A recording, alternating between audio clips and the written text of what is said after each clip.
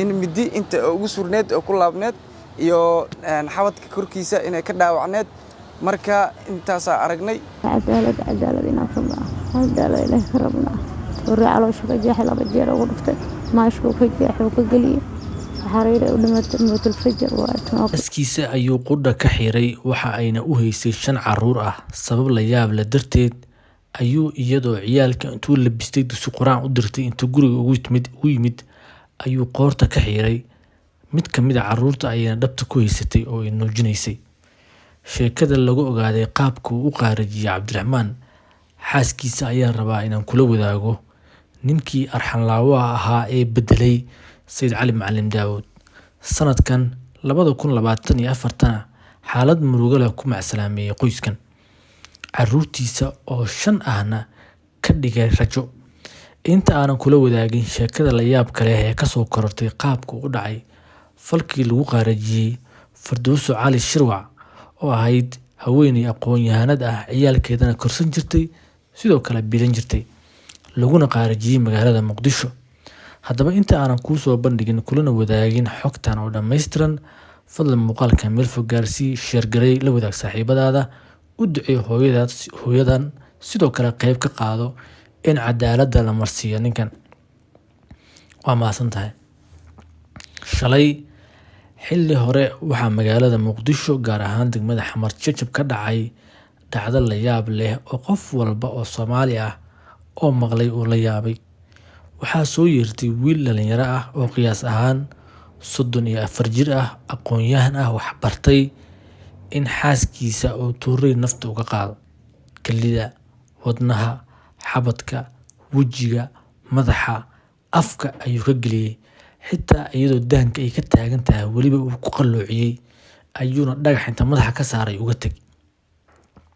kaaga sii darane xilliga uu falka geysanayay waxa ay dhabta ku haysatay cunug yar oo ay nuujinaysay oo caruurteeda u yaraa kuma ay ixtiraamin war gabadhan 5 caruur ayay ku dhashay way shaqaysaa ciyaalka ayay kula biishaa ee cunuga hooyadiis ha ku hor qaarajin kama fakirin xitaa cunugiisa haddaba sheekadan markaad maqashid aad ayaad u gubanaysaa sidee ayay wax u dhaceen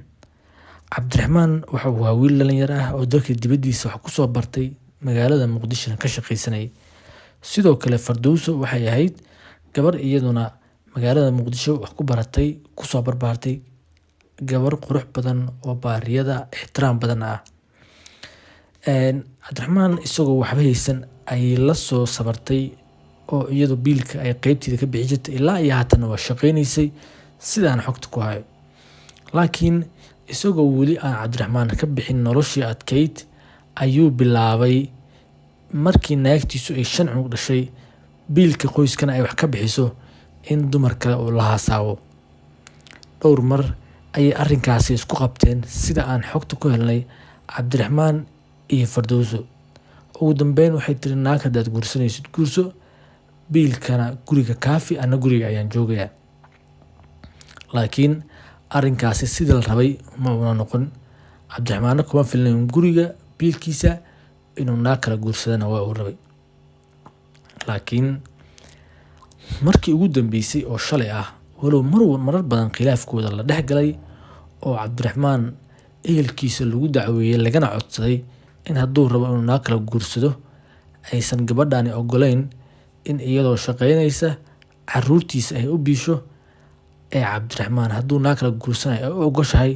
laakiin iyadana sida naagta kale ay u nasato isaguna caruurtiisa uu biisho sababtoo ah waxay ka carootay in ninkii ay u soo sabartay la soo shaqaysay caruurtiisa korinaysay in naag kale uu aado marka haddii naag kale uu aadayo ha aado laakiin biilka guriga hadda baro arrinkaasi ugu dambeyn waxaa lagu heshiiyay Cabdiraxmaan in naaga kale uu ka haro ugu dambeyn shalay ayay taleefankiisa ka heshay sida la sheegay isagoo naaga kala hadlayo arrinkii ayay weydiisay waa isxanaajiyo waa u baxay markuu ogaaday in caruurta ay baxeen ayuu magaalada hore u galay waxaana soo qaatay bahal aasta ah oo aad u xooggan oo loogu talagalay in geela lagu gowraco guriga ayuu la soo galay iyadoo gabar yar mase wiil cunug yar ayuu dhabta ku haysa ayuu ka wareejiyay kadibna feer iyo jilib ayuu ku bilaabay ilaa markii dambe uu la soo baxay alaabtii uu rabay gabadhan inuu ku qaarajiyo, sidoo kalena dhowr meel uu uga muday ilaa ay istaaga ka dhacdo. Wejigeeda dhowr dhaawac ayaa ku yaala, xitaa iyada oo ay ka taagan tahay ayuu uga tagay oo dhagax korka ka saaray. Caloosha, feeraha, meelo badan ayuu sidoo kale uga dhuftay. Ugu dambeyn, markii uu hubsaday in ay naftu daysay ayuu tartiib irda uga baxay. Dariska ah oo qaylada maqlayay ayaa markii uu baxaba guriga si halhaleel ah u galay, waxayna arkeen waxa meesha yaala. Laamaha ammaanka ayaa lagu wargeliyey oo ugu dambeyn tallaabo ka qaaday, si dhaqsi ahna Cabdiraxmaan kusoo qabtay. Markii la su'aalay, waxyaabo badan ayuu isku qasay, laakiin ugu dambeyn waxa uu qirtay falkaasi in isagu u geystay. Waxaa loo qaaday gabadha CID si baaris loogu sameeyo. Ugu dambeynna markii la xaqiijiyey, isbitaal ayaa loo diray, baaritaan kale ayaa la marsiiyey, kadibna waxaa lagu xareeyey fridge. Halkaas ayayna haatan ku jirtaa. Qoyska gabadhu waxay dalbanayaan cadaalad iyo in gabadha iyo wiilka la isla aaso. Sidaan oo kale 10 bilood ka hor, Sayid Cali ayaa xaaskiisa kiis noocaas ka galay. Waa baxsaday, laakiin qabiilkiisa ayaa soo qabtay. Maxkamad ayaa la keenay, dhowr mar ayaa lagu xukumay in tiirka la geeyo, laakiin kiiskiisa waxaan xogii ugu dambeeyay ku helnay in heshiis gabagaba uu marayo oo dhowaan la rabo in la sii daayo. Sidoo kale kiiskan ayaa dhacaya isla sanad gudihiisa Sayid Cali kiisi oo aan weli xal laga gaarin. Sayid Cali ayaa rajo badan leh, laakiin ninkan aad ayuu ugu duwan yahay oo gabadhaasi waxa uu nafta uga qaaday toorey weliba si kas ah, iyadoo 5 caruur ah u hayso. Mana jirto waddo uu ku inkiri karo xaaskiisa inuu falkaas u geystay, walow Sayid Cali oo inkiray. Laakiin sida kiiska Sayid Cali uu qabsaday baraha bulshada, kiiskan uma haysto, lamana ogo sababta. Waayo kana ka daran oo ka haris badan oo ka arxan daran oo ka naxariis daran. Kiiskiisuna uu 100% cad yahay marka loo fiiriyo kiis Sayid Cali. Allah u naxariisto gabadhaasi dhalinyarada aqoon-yahanada 5 caruur dhashay ee gabood falka loo geystay, sida la yaabka naxadinta lehna nafta loo dhaafiyay. Qof kasta oo muuqaalkan daawad, waxaan ka codsanayaa inaad gabadhaasi u duceysid in Allah subxaanahu wa tacaala u naxariisto, ninkaasna inuu cadaalad helo oo gabadhaasi